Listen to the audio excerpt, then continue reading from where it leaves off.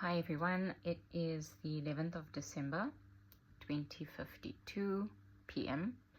and I've just come back from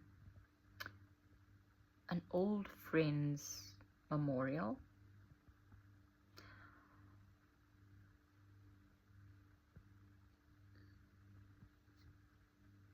She took her own life because of depression. She was fighting battles silently that no one knew she was fighting. And even though we were estranged, I felt that it was the right thing to do, to pay my respects, because at a point in her life and at a point in my life, we meant something to one another. And it was only right that I paid my respects to the family and friends, her mom and her dad, her brother, her nephews.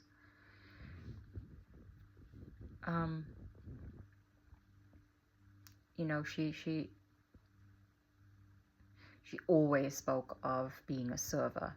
And one day at a funeral, she's like, one day at a funeral, I want everybody to be happy and not mourn for me, but celebrate my life. And I think today they really did celebrate her life.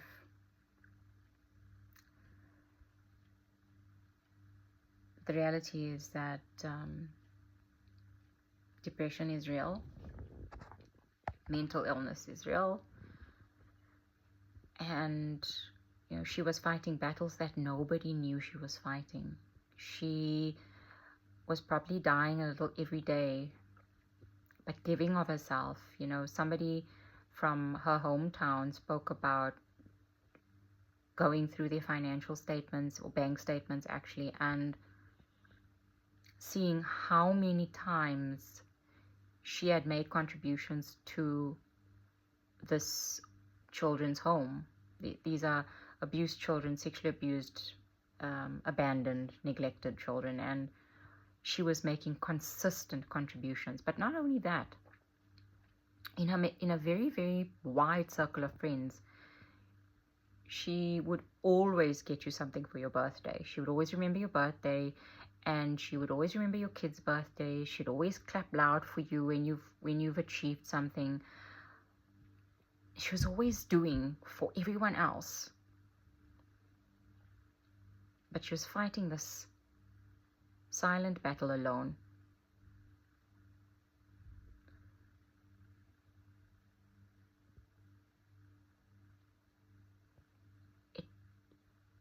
It's unimaginable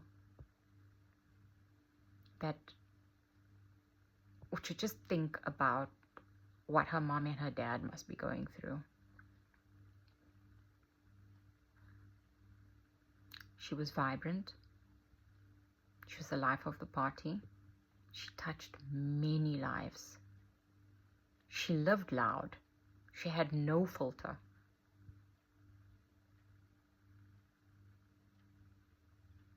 But nobody knew the extent of that depression. Nobody knew the extent of her demons, her loneliness, the battles that she fought in silence, in the dark, alone. She would never tell anybody her battles and what she's fighting. But as I think back on our friendship over many years, because I traveled with her as well. We went to Thailand, we went to Brazil. She took me to her hometown, and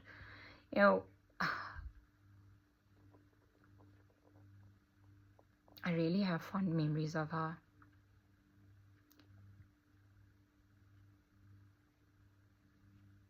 But if I look at the warning signs, they were always there.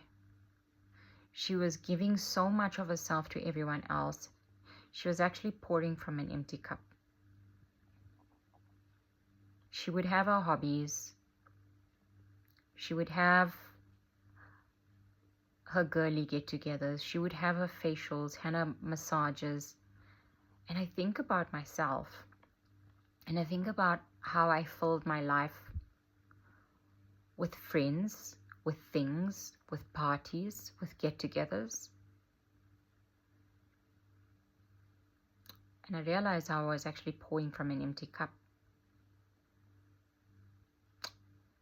And I had no boundaries. What the ketamine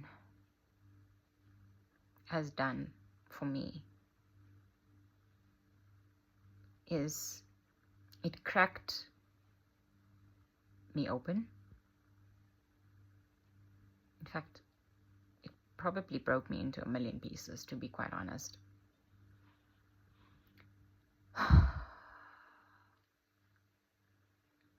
Because I was already shattered. And now's a new opportunity for me to just rebuild. I've lost so many friends. I've lost family. But then again, I gotta ask, have I lost them or have they lost me?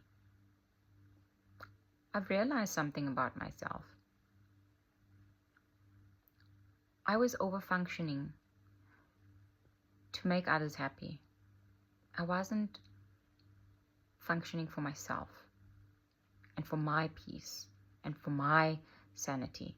I was always functioning to help everybody else and putting my needs last.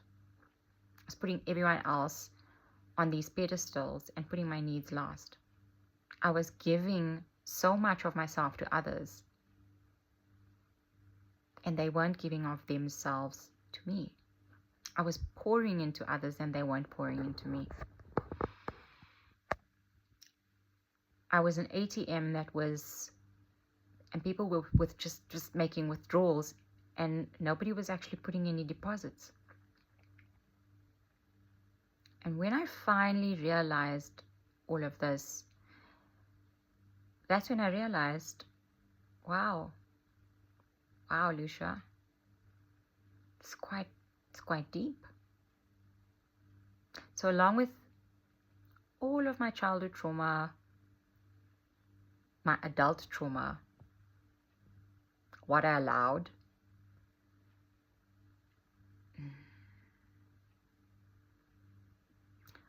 I look at the old me now and I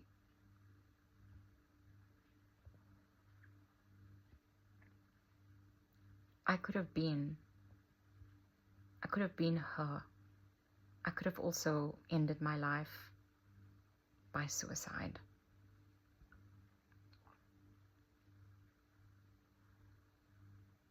I feel like ketamine has given me a new lease on life.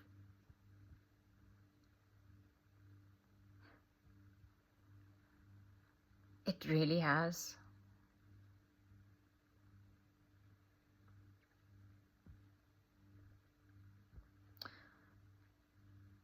In a couple of months, hopefully not too many months, I won't be on antidepressants anymore. I can just live a normal life with my neuroplasticity working actively in the background and me programming my brain and constantly having this positive affirmations and stopping and just realizing, okay, Lucia, you're going too fast. Calm down, slow down, go take a walk, look at the roses outside. Like literally, that's what I'm doing. I'm going outside into my garden and I'm looking at my roses. I'm looking at my plants. I'm looking at everything and I'm just so grateful that I'm able to pause. I'm so grateful that everything that was probably designed to end me, it didn't end me.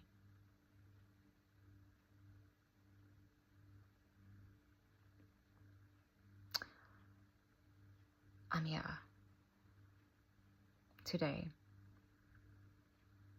4 sessions into my ketamine therapy, My mom's actually coming with me tomorrow to see what ketamine is all about. So let's see if she wants to go on camera tomorrow, because then I can do a video with my mom, and I can introduce you guys to my mom if she's not camera shy. But I won't name my friend. May her soul rest in peace.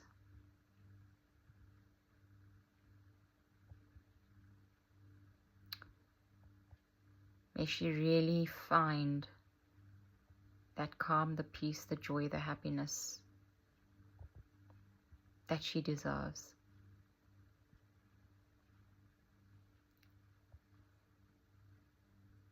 She really was over-functioning to keep everyone else happy around her. But she wasn't happy. She wasn't okay.